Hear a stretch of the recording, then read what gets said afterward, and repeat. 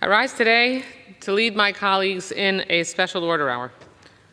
On October 7th, Hamas launched a horrific attack against Israeli civilians, murdering over 1,400 people and taking hostage more than 244 women, children, families, and the elderly. Hamas spared no one. The hostage crisis has left hundreds of families desperate and searching for answers on the health and safety of their loved ones. This past month has been gut-wrenching.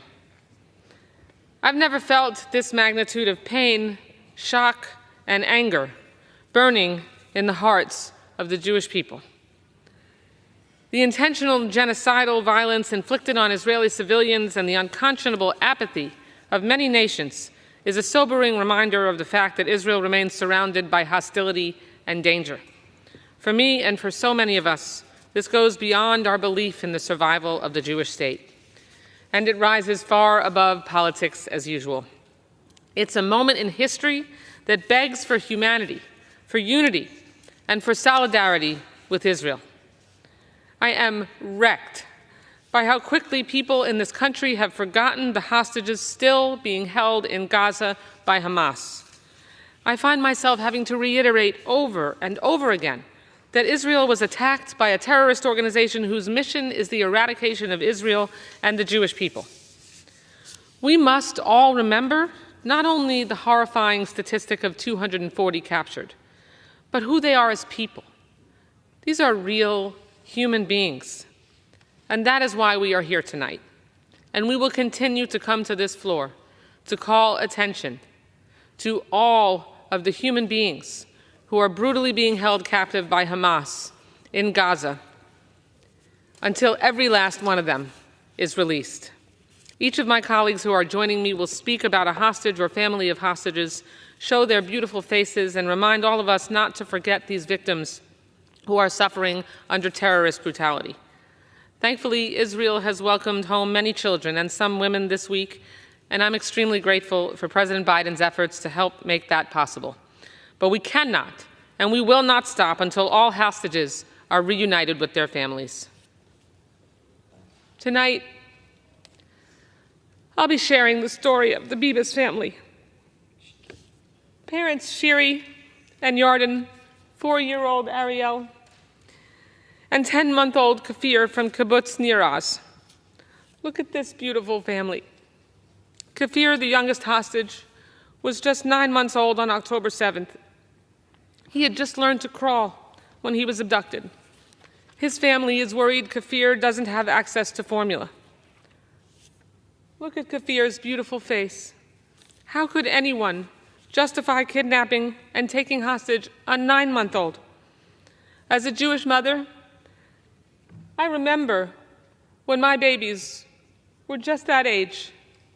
I remember nursing them, holding them in my arms, being joyful about their first crawling, their first steps, looking forward to the beauty of their lives unfold. And looking at Kafir and Ariel's faces is heartbreaking, and it's deeply personal. Many of us have had the opportunity to meet with families of these hostages.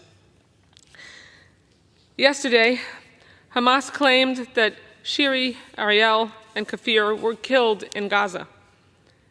I pray with all my heart that that is false. The barbarism and cruelty of Hamas knows no bounds. The Bibas family would never have been in harm's way in Gaza if Hamas did not launch its murderous attack on Israel and take children as leverage. Thank you. Take children as leverage on October 7th.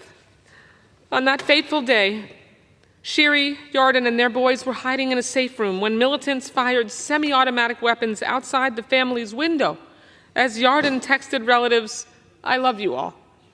A half an hour later, he texted, "They're coming in," just before communication ceased.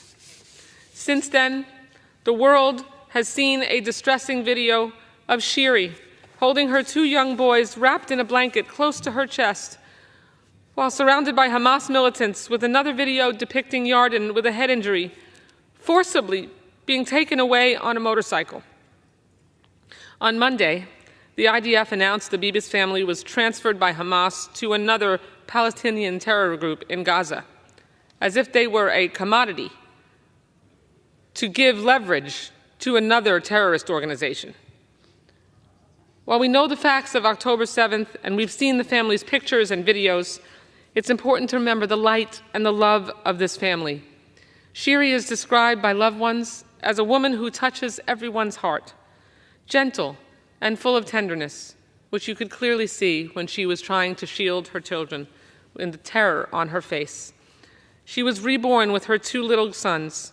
They were the light that filled her life. Under her loving wing, they were growing up happily. Ariel loves anything with wheels and a motor. He dreams of superheroes and dresses up as Batman. Yarden is a sensitive and loving father and husband.